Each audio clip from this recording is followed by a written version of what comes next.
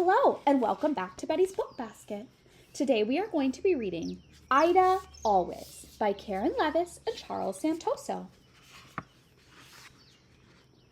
Gus lived in a big park in the middle of an even bigger city.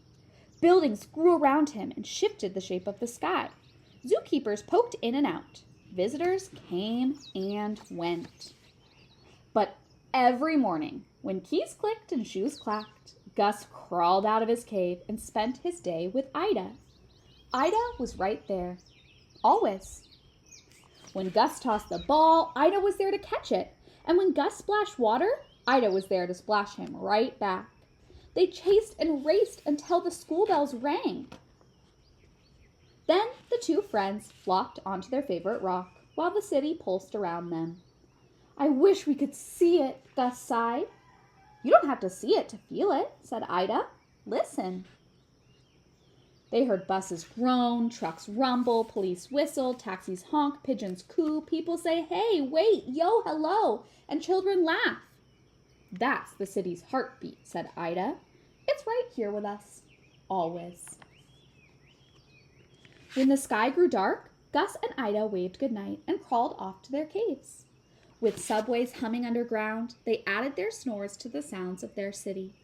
Every day was always the same. Until one morning, when the keys clicked and shoes clacked, Gus crawled out. But Ida wasn't there. Gus lumbered to Ida's cave. He heard her breathing, coughing, snoring, sleeping. He sat in their sunniest spot and waited. The coffee carts ground their beans and the squirrels squabbled over crumbs. Visitors shuffled in. Keepers bustled about. Ida had never slept so late. Snow monkeys and taxicabs screeched. Ice cream trucks jingled. Still, Ida didn't come. Keeper Sonia came instead.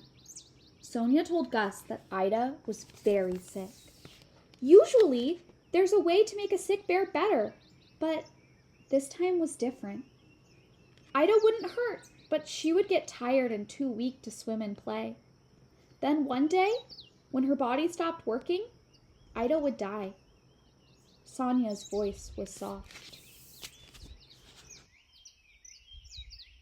But the words felt rough to Gus.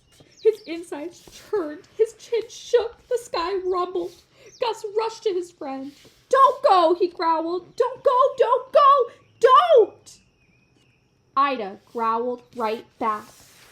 Together they stomped and snarled. Their growls turned into howls so loud they filled up the zoo, raising higher than the skyscrapers, scaring pigeons surging towards the sky.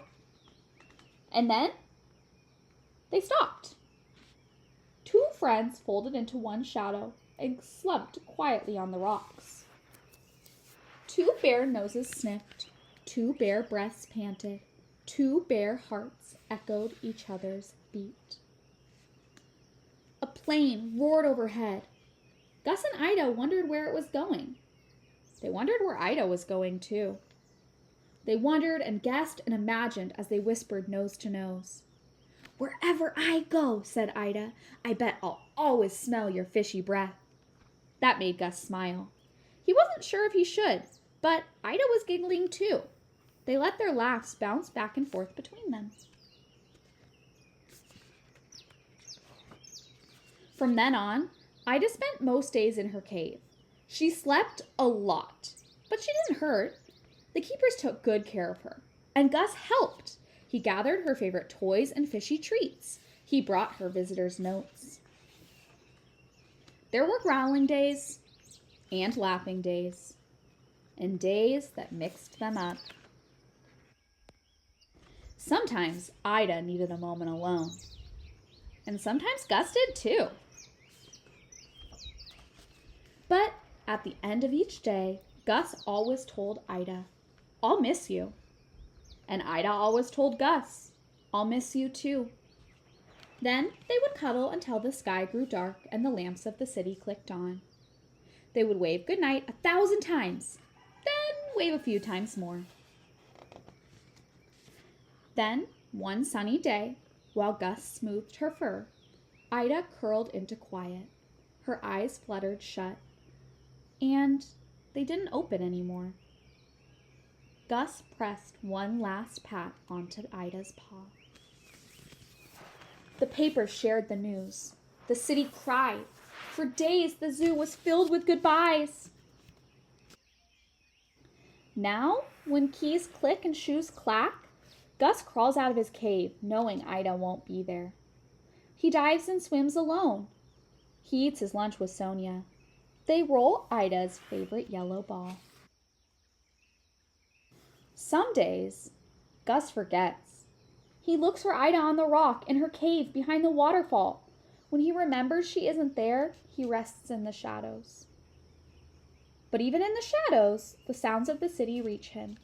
He hears buses groan, trucks rumble, police whistle, taxis honk, pigeons coo, people say, "Hey, wait, yo, hello," and children laugh.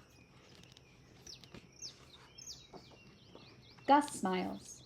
He steps into the spot where Ida liked to soak in the sun. He listens to their city pulsing around him. He remembers that Ida said you don't have to see it to feel it. The sidewalks tap and the streets hum. Gus's heart beats. And Ida is right there. Always. The end. Tony and I hope you enjoyed Ida Always. Please make sure to like and subscribe, and always remember to keep reading, keep exploring, and be kind to the earth. Bye!